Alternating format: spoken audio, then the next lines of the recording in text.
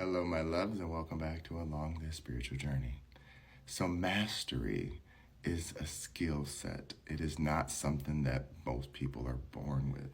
You can be born with master skills, but you have to know how to nurture them into fruition. For the regular smegular out there, it takes discipline. For people who have never experienced something that makes them feel important, you're going to have to find ways to master your abilities. Because at the end of the day, every human being wants to feel important on some level. May it be through self-recognition or external recognition, that is up to you.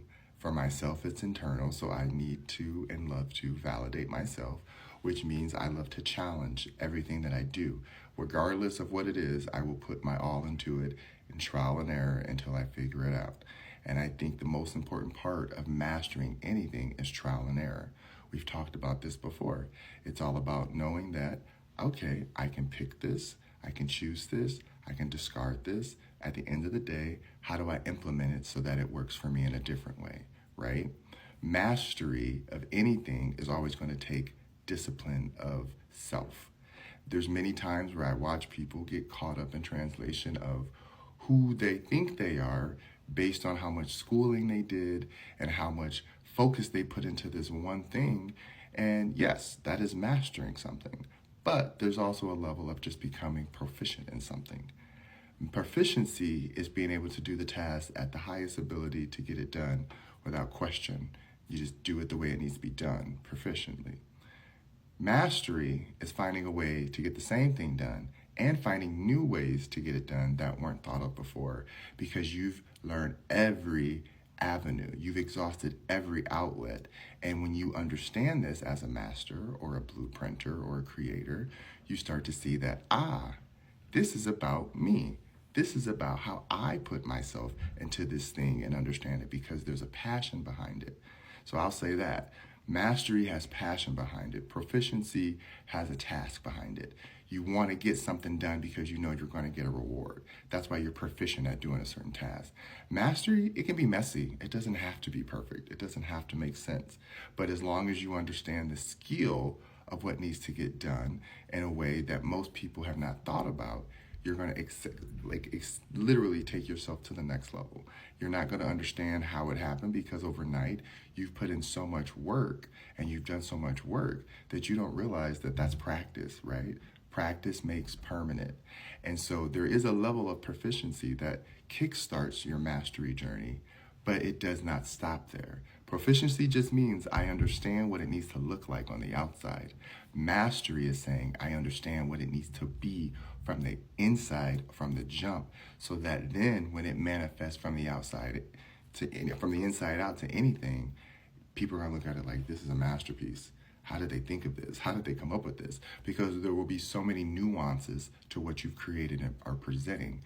Mastery is about literally figuring out every outlet, every possible scenario, because you've already experienced it.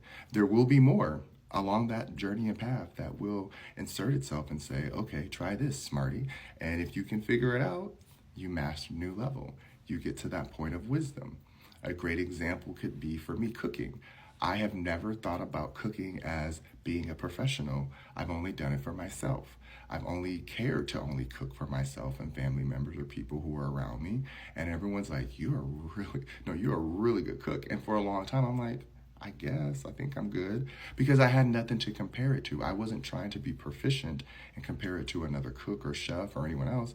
I was mastering my own level of taste. So because of that, I was able to create something else that other people had never experienced. So when I bring people vegetable dishes or anything else because I'm vegan, they're like, whoa, this don't taste vegan. In my mind, I'm like, I don't know what vegan tastes like. You know what I mean? I know what food tastes like to me, and I know what tastes good to me, so that's how I make my food. And if it's to a level that I am changing the chemistry of not only the food, but also someone's mind, then so be it. I mastered a level of cooking that most people have not taken the time to do. Somebody else, they might just, clean them up real nice, present them real nice, saute clean. That's nice. Me, I'm going to do the same thing and then I'm going to recreate it into something else.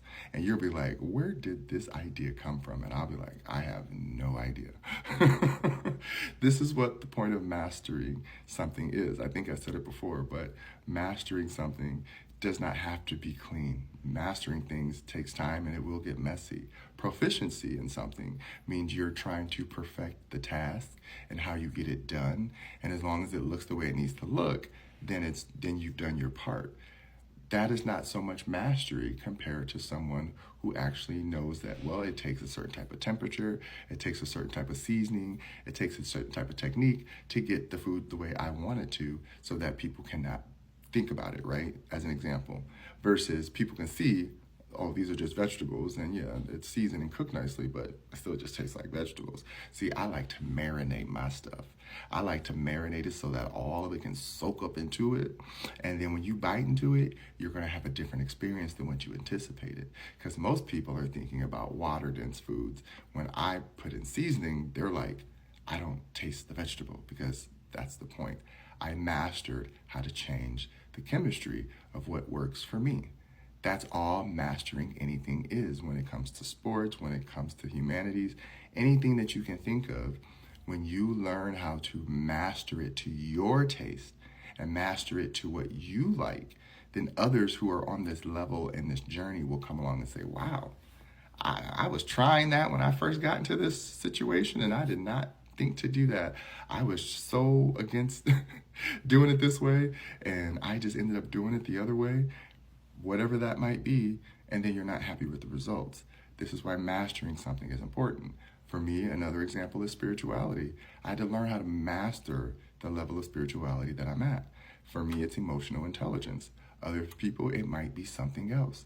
Each healer has its modality. But for me, I was wondering always, what is this entity inside of me that I know is dreaming and thinking and feeling and conjuring things up that come out and then manifest into this physical world, that I know that I probably didn't have much input in, but I just sat and thought about it and let the energy pass through me. That's when I started to recognize, oh, not all energy is meant for me. Not everything is meant for everyone to understand. It's just meant for that certain person or certain groups of persons to understand, because it's going to help them get to their next level.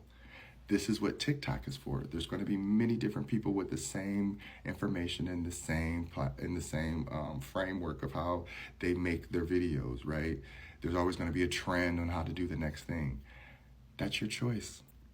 But if you're not mastering that skill, you're just copy and pasting, then when it comes to someone saying, hey, I really want to know, how did you get to this next level? And you're like, all I did was copy them. Well, you're not a master. I don't care how much you've learned how to copy someone else. You only master things by actually implementing them into your life and trying them. So yes, it's nice to see a technique that works, but if it's not yours, don't overuse it. Use what works for you.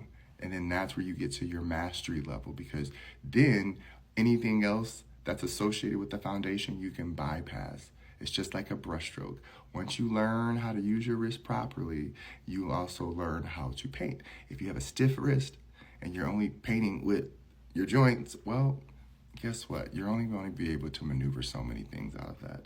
And then it's going to reveal your skill set.